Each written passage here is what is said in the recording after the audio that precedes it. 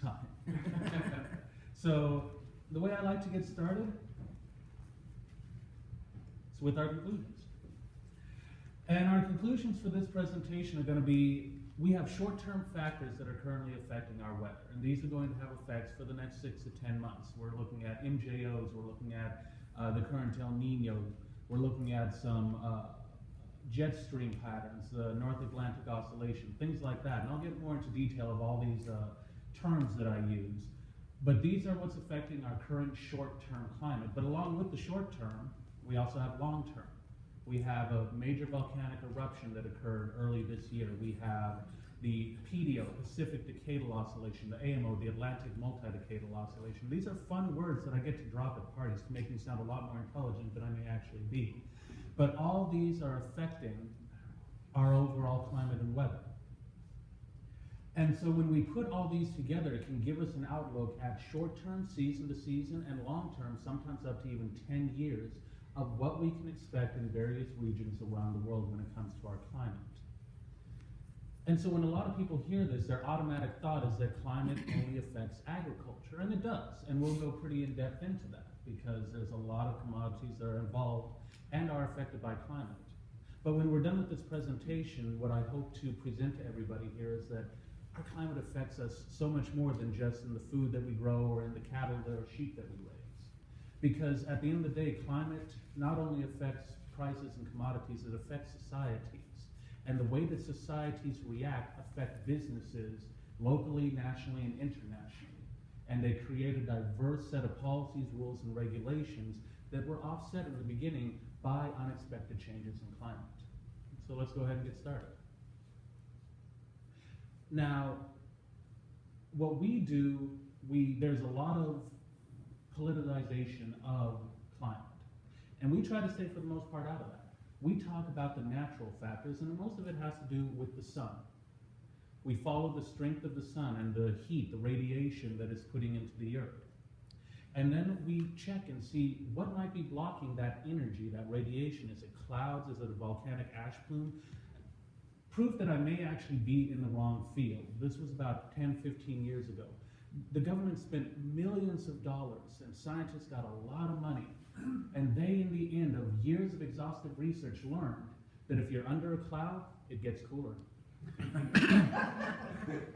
And now that that has been written on paper, I can claim it as fact as well. So we pay attention to it when we do our research. And finally, where is that energy? Where is that radiation landing?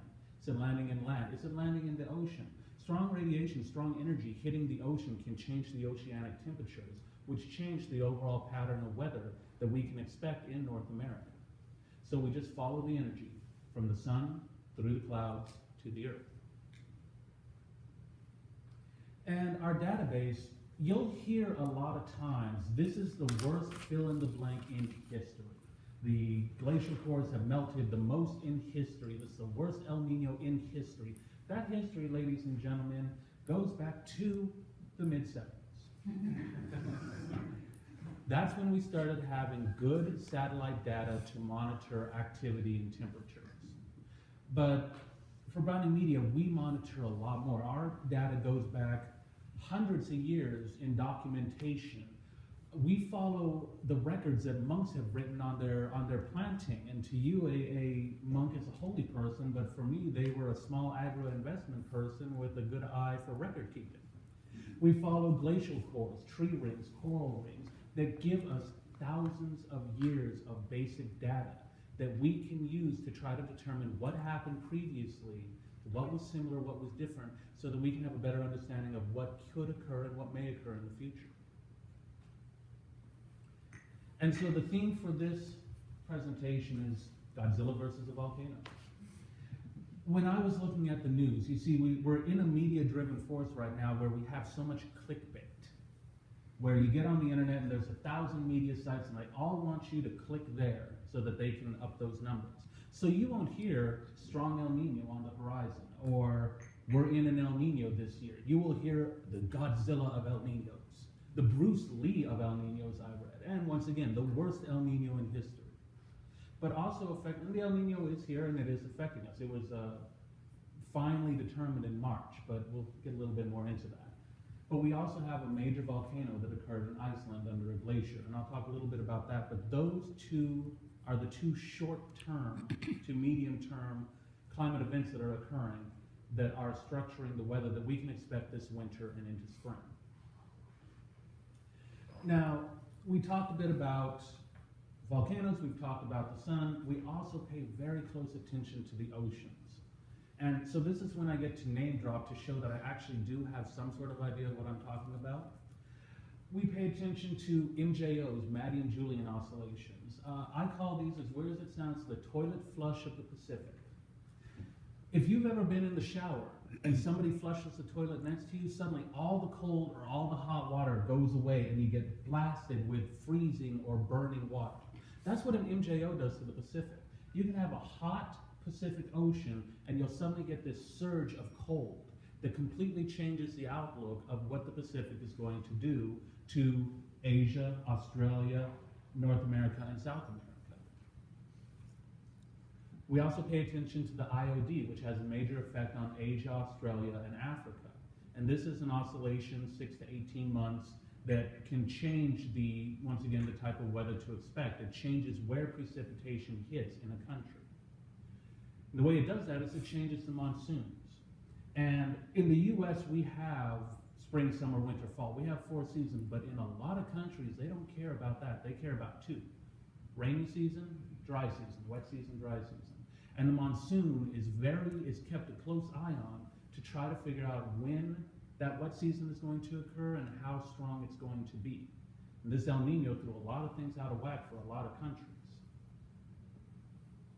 And El Nino, La Niñas, we pay attention to those. For those who may not know, we have El Nino and we have La Nina. And the way to keep track of these two is it was discovered in Peru.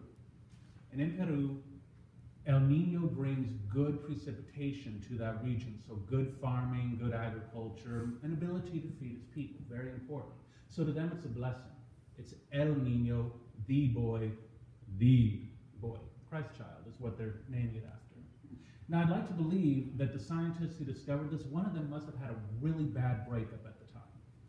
And so then they named, when a cold, frigid air comes in, and it makes everything really dry and nothing grows and people aren't happy, they named it La Nina, the girl, which I'm hoping is after that girlfriend that apparently treated them so badly.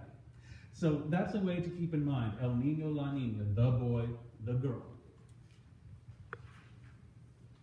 We have the PDO, which is a 30 to 50 year cycle, and it changed in 2005.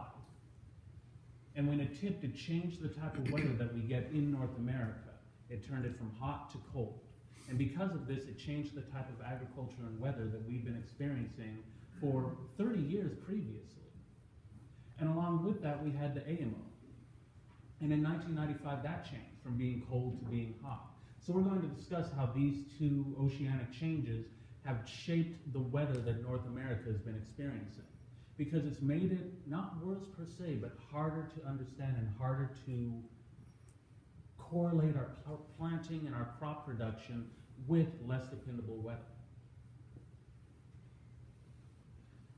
And so we have all these factors currently affecting our weather. We have hot water off of South America. We have a stretch of cold in the middle of the Atlantic. We have the hot water coming off into the Pacific. We have a neutral IOD.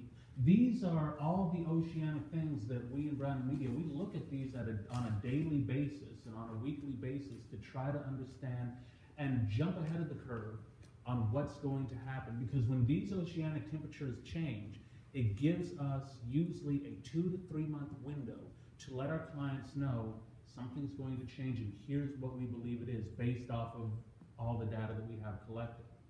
But for your sake, this is all the different factors oceanic that are affecting our weather.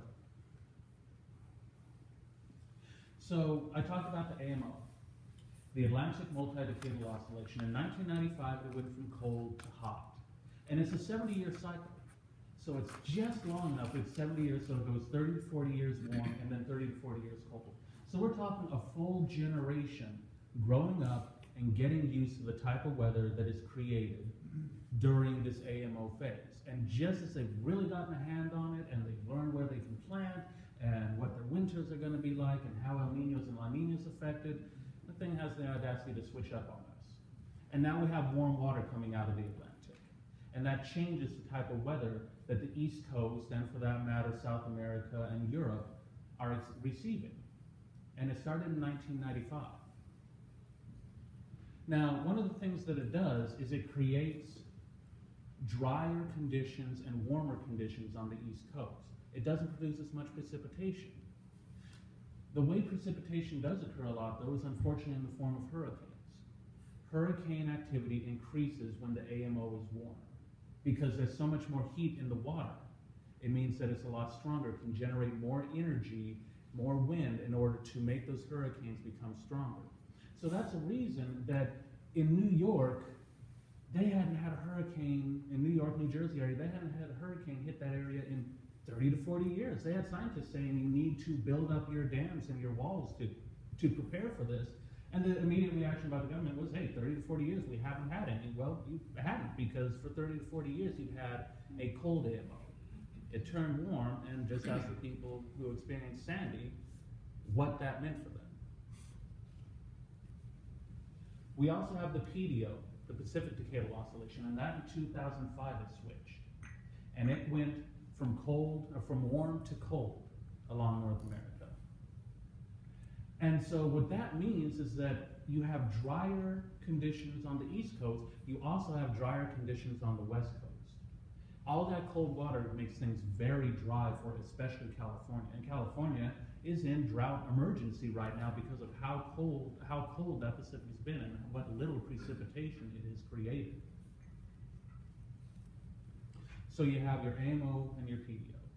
The top left image that you have there is the way precipitation worked around the United States on a normal year when it wasn't being affected by volcanoes, El Niños, things like that. From about 1965 to 1995, give or take a few years. And as you can see, most of North America had dependable, strong precipitation. And that was precipitation that occurred over long stretches, 1 to 2 to 3 inches every week or every few days. The change in these two oceanic cycles has not only changed how dry things are, what limited precipitation there is, it's changed the way that we receive rainfall. As I said, for the East Coast, they get a lot of it from hurricanes. You're not going to have rainfall that comes 2 to 3 to 4 inches every week or every 2 weeks. You're going to have 2 to 3 to 4 inches that comes in a couple hours. And then you're going to have 2 to 3 weeks of little to no precipitation. Texas was able to get out of a drought, not because they had great rainfall over the summer, but because they had a deluge of rainfall that caused flooding in the southeastern part of Texas and in the southern part of Texas. So what this means is that areas that have proper storage for water are going to do well. But places that don't, that just keep their fingers crossed, that it's going to be like it was back then, back when their parents were planting or whatever else, are in for a very long 15 to 20 more years, because that's how long these cycles are going to last. The top right corner is what the AMO and PDO are doing to precipitation in the United States currently. And as you can see, there's a lot fewer areas that get good precipitation. And the bottom right image is the type of precipitation that you can get if an El Nino hits, which is what we're experiencing now. And so as you can see, we've had a dramatic shift from the way things were in the 80s and 90s to the way they are today. And we have a very dramatic shift in how that can affect the weather if an El Nino occurs. Now, right now, 90% of all experts on El Nino believe that this is going to continue through winter. And it's gone down dramatically, but a whole 85% believe it's going to continue into spring. Now, an El Nino was determined in March. But here's the catch. Remember I talked about those little toilet flushes of the Pacific, the MJOs? We were experiencing El Nino temperatures, El Nino conditions, almost the entirety of last year, of 2014. Because the way that they take a look is if you see that one area there, 3.4, they monitor that area, and that area has to be half a degree Celsius or a full degree Fahrenheit above averaging temperature for that ocean area. And if it is, it has to do that 7 months in a row. And we then have an official El Nino. In 2014, January, it was about a degree and a little bit higher. February, it was still a degree higher. March, April. But the problem is, you got a month in there, and I believe it was May, it dropped low, it dropped to 0.4 degrees Celsius, about 0.7 degrees Fahrenheit. And the way that the model, which was created in the 80s and early 90s, when we had a completely different type of ocean, or the way that the ocean was working, it resets itself. Now the month in June, it went back up to above. So North America was experiencing El Nino conditions, and we were warning our clients of this actually way back in 2013, late 2013. But scientists, because it didn't follow a very specific set model, were unable to tell clients, investors, farmers, ranchers, entertainment people, tourism boards, government agencies, policymakers, environmental people. None of them were told by the people that they depend on, the scientists that they look at, you are in an El Nino, even though for most of that year they weren't. But now we are, and as you can see, it's a very hot El Nino. And so we're going to discuss a touch of what that's going to do for North America, for the United States in the next few months. Looking into fall, we have our temperatures and our precipitations, what we can expect. And something to notice, and this happens a lot with El Ninos, is the Northeast gets very dry conditions. I know that sounds funny considering what's happened the last couple days, but overall, throughout the majority of fall, you're not going to get the type of precipitation that you normally would. And if you get close to that, it's going to be in the type of rain that we had yesterday, and according to people who I've spoken to here, the day before, where it just was a deluge of rain coming all day, as opposed to a few inch, or an inch or two, and then it finally stopped. And then we get into winter. And in wintertime, the thing to keep in mind is all El Ninos are a little bit different. So this is a generalization taking the average of all the El Ninos that have hit since we've had a lot of recorded data. We take our data back to the late 1800s. And so as you can see, the south, the southwest, a little bit of the southeast, and the west gets pretty good rainfall. The north, the plains area, and the northeast, they get less rainfall. They get drier conditions. And so this is what we can look towards and expect for fall and winter. And this has some effect on any winter planting that's being done, but it has a major effect on energy. Because, for example, the use of propane, the use of gas, the use of what we use to heat, those prices are often predetermined by what's going on in the north and the northeast, because those are the areas that normally get colder more quickly. And if we're having a relatively warm winter, use for those commodities, use for propane, use for energy in general, for heating, is going to likely go down. A lot of times with El Ninos, the very late part of winter, there is a chance, and we update this more in our World Climate Bulletin, a lot of times late winter can get one last draft of very cold weather. And so what this means is that in February, perchance early March, you'll have energy use for heating, the use down quite a bit, and then it's going to jump really quickly. And that's because of the type of effect the weather has in the north and in the northeast during an El Nino and our current oceanic oscillation cycles. Last but not least, I was talking about volcanoes. We had, and it's a fun name to say, the volcano Bartabunga, which erupted in Iceland, and it erupted below a glacier. Now, normally what we have when we have a volcanic eruption is it causes a plume, like you see in the picture there to the far left. And that plume will go up, it'll go into our air, and it'll collect moisture as it drifts through the jet streams. And eventually it collects enough moisture, as you can see in the top right image, that it'll finally rain out. And in wintertime, it means it'll snow out a lot. There was a client that we had in 2008 to 2009. They were responsible for a lot of oil refinery plants and oil plants in the Gulf of Mexico. And it was a very warm winter. But in December, 3 volcanic eruptions happened in Russia, all at around the same time. None of them were very strong. None of them made the news. But they were strong enough that for a solid week, that area got unexpected snowfall. And Indiana got 95% of the snowfall that that region was going to get for the entire year. those plants and those refineries had to shut down for almost an entire week. And all because of volcanic eruptions that occurred thousands of miles away in a completely different continent. And so we keep track of those, but the thing with Bartabunga, when Bartabunga erupted, it didn't create an ash plume.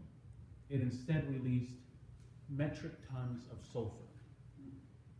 And all that sulfur going into the air, and it was erupting and releasing more metric tons of sulfur per day than the entire continent of Europe creates in a week. And in releasing that, it dried up Europe. If anybody is either from Europe or has been paying attention, they've had record-breaking droughts. Now, mind you, that's record-breaking for the 1970s on, but still record-breaking nonetheless. And so all that sulfur helped add to the heat that they were experiencing. Another thing that the volcanoes do when we get a strong volcanic eruption is it changes the NAO, the North Atlantic Oscillation. That's a jet stream, that's wind basically. And that's what changes or carries the cold temperatures that we get from the Arctic into the United States, into Europe, and along the Atlantic. So we had a massive eruption in 2011. It was strong enough it went into the stratosphere. And when a volcanic eruption does that, it creates a mirrored cloud over parts of the Earth. This was the size of Wyoming. And it blocked out incoming sunlight. It allowed the Arctic to get colder. It allowed the glaciers to thicken. And it kept all that cold weather way up there in the Arctic, which was why the winter of 2011, 2012 was relatively warm, even though we didn't have an El Nino or a La Nina or anything else affecting it. But eventually, that solar volcanic eruption came down, and it went down from the stratosphere into the Earth. And it pulled all that cold air with it, that it not only just the normal cold air core that was created over a year, but over several years. Which was why in 2012-13 and the winter of 2013-14, and even this winter, this past winter, you had places like Boston getting, enough snow that kids were jumping out of their second-story window just to land in it. And it came very quick and it came very hot. That's the type of thing that this difference in the flow of the North Atlantic Oscillation can do. It changes where moisture comes and it changes how moisture comes. Because the image on the right, that's the way it normally is, and it's very predictable. You're going to get it kind of coming down through the central plains, and it'll create cold weather in the northeast, and then it'll flow along into Europe and do whatever it decides to do over there. When it's wavy, like you see on the left, it's a lot more difficult to determine what exactly it's going to do, and that's what volcanic eruptions have done and are continuing to do now with Bartabunga. So these are the 3 years that we found that there was an Icelandic volcanic eruption and an El Nino at the same time. And the one thing that we found in all three, because as you can see, this is where we come into the statement that not all El Ninos are the same. They're different and they have different effects. But in all three cases, the Northeast and parts of and kind of up into the Great Lakes area was warm throughout winter. It had warmer than average temperatures, it had lower than average precipitation. So that's one of the things that Bartabunga is going to be doing here. So this is our outlook for autumn and winter. This is something that we put in our climate bulletin every month. We have maps like this showing the upcoming seasons and a basic idea of where it's going to be dry, wet, etc., so forth, and areas that can be affected from volcanic eruptions.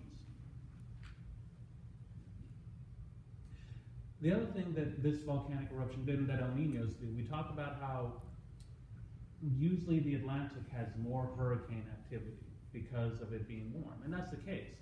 And El Nino offsets that. If you've noticed this year, the Atlantic, they've been reporting when hurricanes are coming. There's one forming right now off in Bermuda, but it's only the third one this year so far. Whereas a couple years ago, you were already at 7 by this time. So it's lowering the amount of hurricanes that occur in the Atlantic, but it also raises the amount of hurricanes in the Pacific. But it does that a lot more in the Asian area. So it's the reason that you don't hear about it that often unless it's really dramatic in the news. Because the hurricanes don't really hit North America, they hit Asia. But this year alone, at one point we had history breaking, at least from the data that we have from the 100+ years that we have of hurricane activity. We had 3 hurricanes in the Pacific Ocean all at the same time that were level 5 or higher. And Or Hawaii, they were all warring towards Hawaii all at the same time. So what this means is that because we're in our global economy, because our agriculture that we make here or the industries that we have here are also affected by what occurs in Asia and Europe, everywhere else, hurricane activity in Asia is going to affect, well, in this case, it affected planting. It meant that planting was done, or not planting, harvesting. And it meant that harvesting in that area was done wet because of all the hurricane activity. Now, something that we found in studying the PDO is when it comes to food indexes in general, and this is for any foods that are not tropical commodities, so corn, wheat, soy, things like that, work with this. When the Pacific Decadal Oscillation changes, food prices always go up. And so if you see, we had a change from cold to warm, and we had food prices jump, and then we had to go from warm to cold, and food prices jumped again. And in fact, we found that this works with almost every food market that's used for the food index. And so what this means, the reason for this is the weather, the Pacific correlation changes, the Pacific Oscillation changes a lot of weather in North America. It changes it more dramatically than the Atlantic, and more than that, it changes the agricultural areas more efficiently than the Atlantic does. And so because of that, it takes a long time for farmers, for agricultural people, for investors, for governments to get used to the changes that occur when the Pacific changes. And so it takes about 10 years, and in that time we get our El Niños, we get La Niñas. And so on the short outlook here, because obviously like I said, we have 15 to 20 years before the Pacific itself goes from warm to cold again, so we aren't going to get that big jump. But what we do get is when we get a La Nina, food prices jump. The La Nina is cold, it creates more drought, it creates creates poorer planting conditions, and it creates poorer growing conditions. When we get an El Nino, that's when those areas get better rainfall. And so therefore we get more precipitation, it's easier to plant, it's easier to harvest, and so prices normally go down. So La Nina, prices will go up, El Nino, prices can go down. We usually can let our clients know about these coming with near 100% accuracy 1 to 3 months prior, and we can at least start warning them of it usually 4 to 6 months ahead of time. So this is the agricultural areas that are being in North America, as well as the areas that are expected to be dry and the areas that are expected to get precipitation. The one on the left is our 10-year outlook. The one on the right is the way it looks for the El Nino. And as you can see, you get better rainfall in the areas that have agriculture during El Ninos. The only difference is kind of that Midwest around Iowa. Iowa is one of the few places on Earth that gets good rainfall in just about every climate condition out there. And it's the reason that there's a high price in the value of agricultural land in that area. The other thing is, with all these changes, I told you guys before that the type of weather patterns that we get, they aren't the normal, couple inches of rain over the course of a week. They're more extreme. Insurance companies have been finding that $100 million to $1 billion emergencies based on climate events, they've had 10 since the Pacific changed. And that's not including all the minor ones. And these have come from flooding, these have come from hurricanes. And so insurance companies right now are completely scratching their head because it's been devastating for them. But it's yet more proof, more showing that we have worse and stronger weather phenomena occurring. And one of the big reasons for this is we get a lot of this occurring around the coasts, the Atlantic coast and the Pacific coast, but especially around the Atlantic. From the 70s through the 90s, over 50% of the United States population moved within 50 miles of the coast. And so what we currently have is worse climate conditions, stronger weather patterns, more dramatic weather patterns, all hitting areas where over 50% of our population have decided to move. And so you have more people with more things that can be more strongly affected by bad weather. So that's another reason that we're finding insurance claims going up tremendously in North America. Now, I've talked a lot about North America, but with our bulletin, we make a point of looking globally. As David said, I just recently spoke in Hong Kong. When I lived in Brazil, I worked with government agencies there in Brazil. And so in all of these, your top left image is the 10-year outlook along with what agriculture has kind of grown in that area. Because once again, agriculture is the first thing that people consider when they're looking at what climate affects. The top or the right images, the top is temperatures and the bottom is precipitation that you can receive during an El Nino.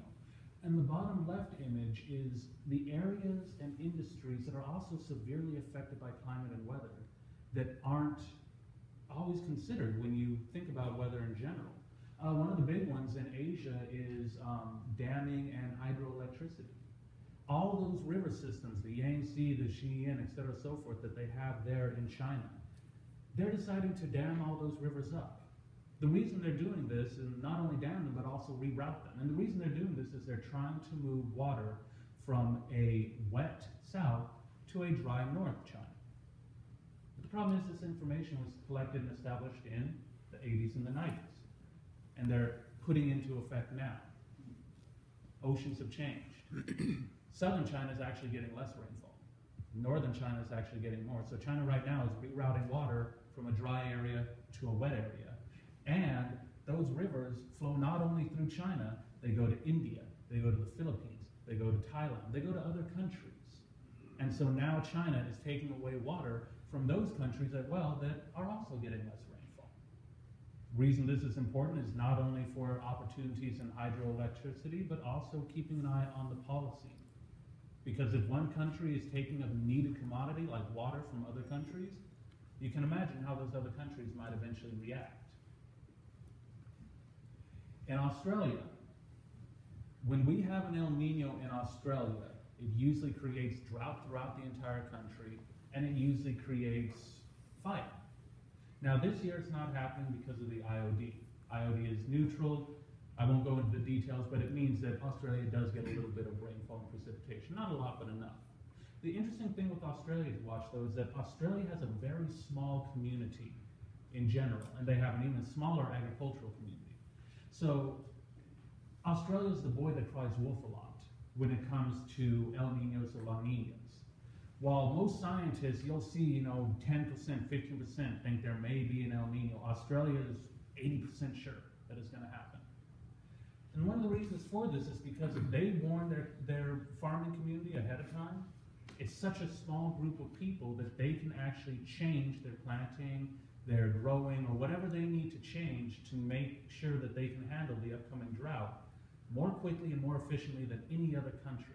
So I showed you that food index and how it jumps up and down because of El Ninos and La Ninas.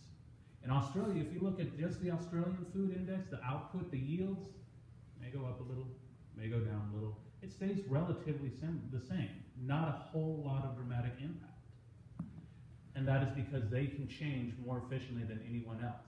So if you start seeing Australia making some changes and you can notice this in their reports, they'll suddenly drop the yield that they're anticipating. One of the reasons for that is they're believing before anybody else that there may be a weather phenomenon that's going to affect that. Obviously, we talked about North America. This is your 10-year outlook, your temperatures and your rainfall, and other industries that are heavily affected. We talked quite a bit about insurance. We talked about agriculture. Also migration. The areas where we have been getting a lot of the immigrants that have been coming in recently, it hasn't been from Mexico like it was in the 70s through the 90s. It's been from Honduras. It's been from more Central American countries.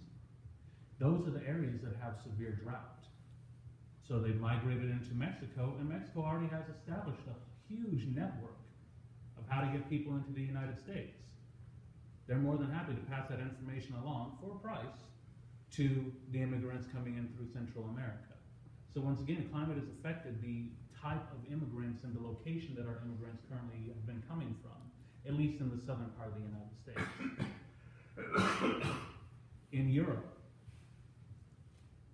one thing to keep a very close eye on with Europe, when we talk about environmental policies, about man-made global warming and climate and anything else, something I tell our clients is it doesn't matter what I believe is true or not, or for that matter, what you believe is true or not. It matters what the policymakers believe. Because they're the ones that make the rules and the regulations that impact your bottom line.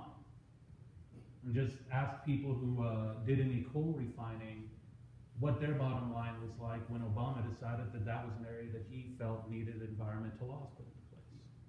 Same with California. The reason I bring this up is Europe believes that man's influence on global warming is very strong. They believe it more than just about any other continent as a whole. And Europe just had a very dramatic drought. And in general, we as people, we don't like things that we can't control, and you can't control the weather. That's something I love about what I do. Markets can be changed and altered and manipulated by people all the time, but no man, no woman can make a hurricane not happen. So because of this, Europe is already saying that most of this drought is not coming from the eruption of Ardabunga or the oscillation of the Atlantic. They're saying it's coming from man's impact and man-made global warming. So they're more than likely over this next year going to start implementing environmental policy to change and to put into effect more penalties or fees or taxation on what they believe to be bad businesses, bad industries, or bad action that creates it. And North America, Asia to some extent, and South America to a lesser, but still some extent, oftentimes will follow the practices that Europe starts. South America.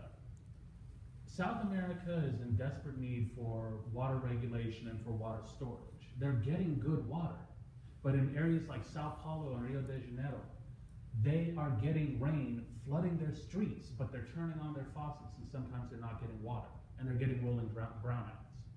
And that's in the areas that are expensive. We're not talking about the favelas, the ghetto areas, that don't have running water, that don't have sewage or electricity. So they're struggling even more. This is coming at a time, though, that we have the Summer Olympics coming.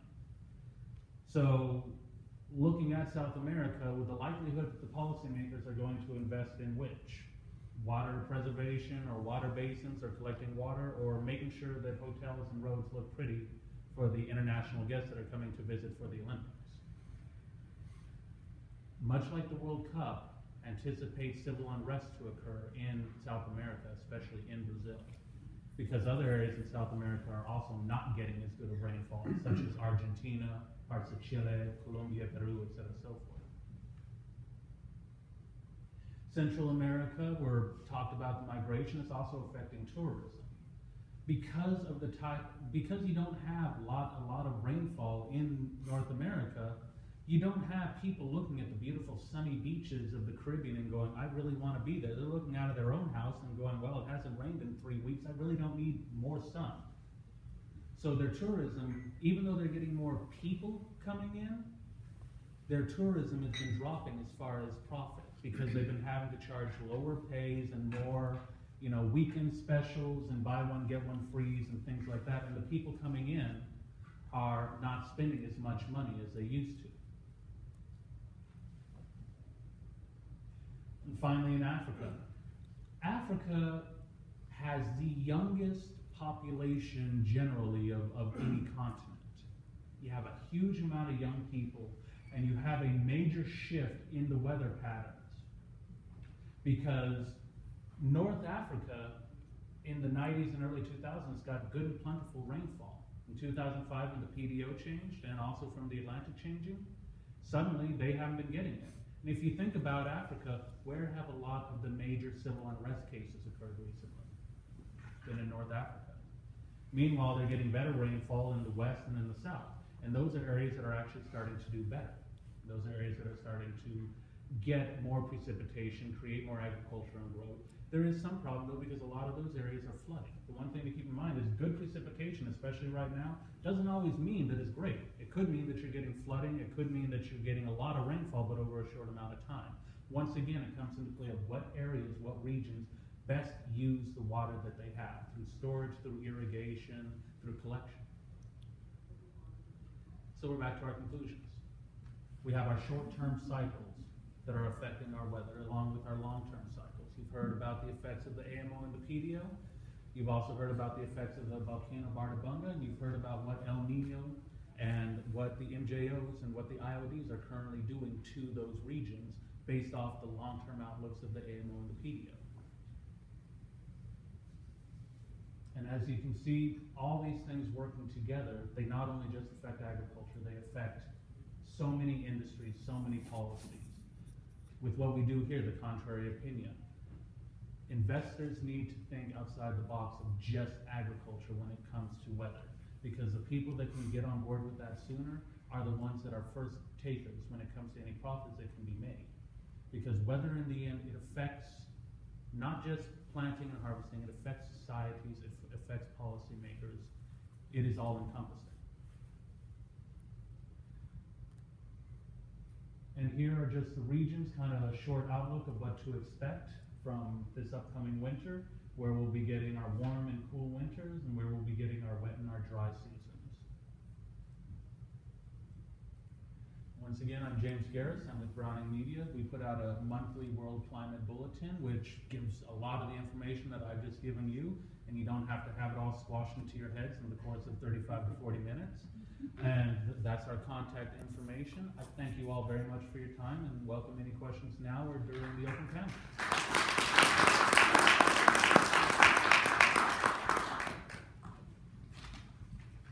If you could hold that for a second, we can get the whole panel up here and we'll get a conversation. Could you just go back on the previous slide? I didn't have a chance to read it. Sure.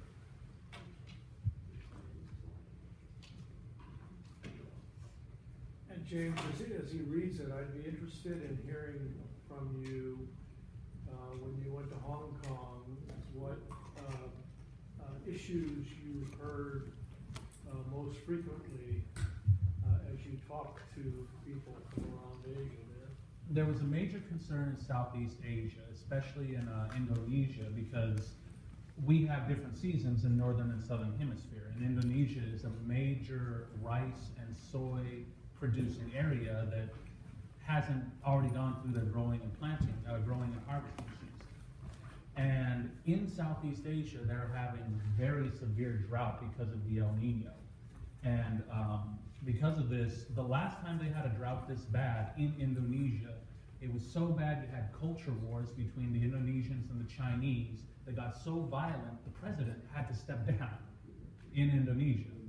I don't anticipate it to get that bad this time, but I will say that one client that I spoke to when I let him know about all this, most of the time they stay, we chat a little bit more, they shake my hand, they leave. He stood up and thank you and immediately started dialing on his phone as he hastily walked out of the room into somewhere else.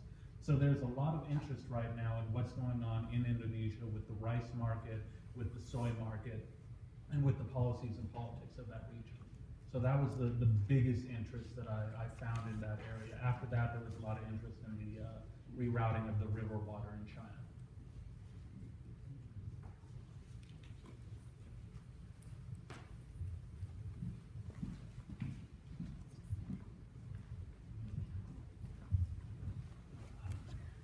Is there any research being done to determine what causes the changes in the temperatures of the oceans and the El Ninos and La Ninas? There probably is. We've been looking at it a little bit. It seems to not quite be on a normal cycle because it doesn't always happen in the same amount of time. But we seem to get this shift in the ocean where eventually it either collects so much heat or it collects so much cold that it almost offsets itself to regulate. It's almost as a regulating style with El Ninos and La Ninas, but we don't have a huge amount of detail on what exactly is causing it. There is some research on it, but it's a lot more research trying to determine when it's going to happen more than why it's going to happen. And is there an average period of time between the shifts for El Nino to La Nina, like the AMO and the PDOs and You get an El Nino or a La Nina about once every, well, you get each one in the course of a 7 to 10 year period. It takes about 5 to 7 years for each one, but that's compressing a very large data thing into it. it's not always that dependable. We've had an El Nino occur after an El Nino before. It doesn't always go El La. So, just from our basic studies, we're looking at a potential La Nina in the next 2 years, but not sure exactly when. We're still waiting to see how long this one continues, because it's at least going to go into March or April. And finally, looking here, California has strong issues. California, because of the Pacific cycle right now, is in severe drought. And much like so many other areas, California established a lot of their economic impact and powerhouse from the 70s through the 90s when they had good, dependable precipitation. So a lot of it was founded on the backbone of agriculture.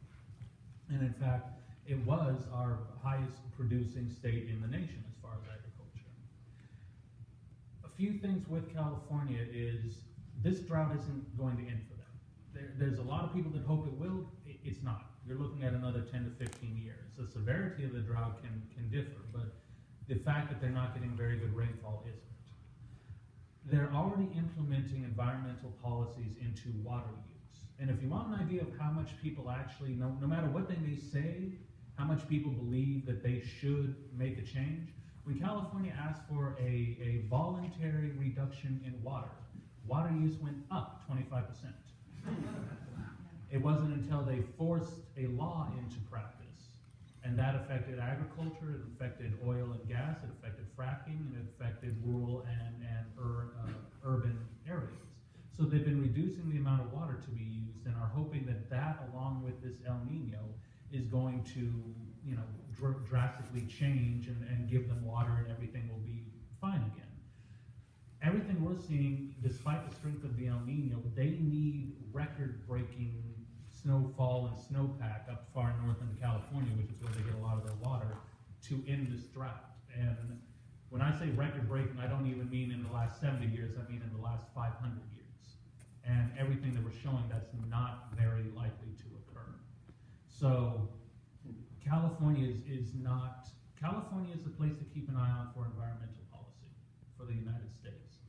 When they started regulating water use, almost immediately you started seeing lawsuits and water usage and people very concerned over I'm going to say this wrong, the Ogallala Basin in the Midwest, where when we don't have very good rainfall, they pump a lot of water, groundwater from. And then the last thing I will say with that is California recently saved millions of gallons of water for a Sacramento River smelt.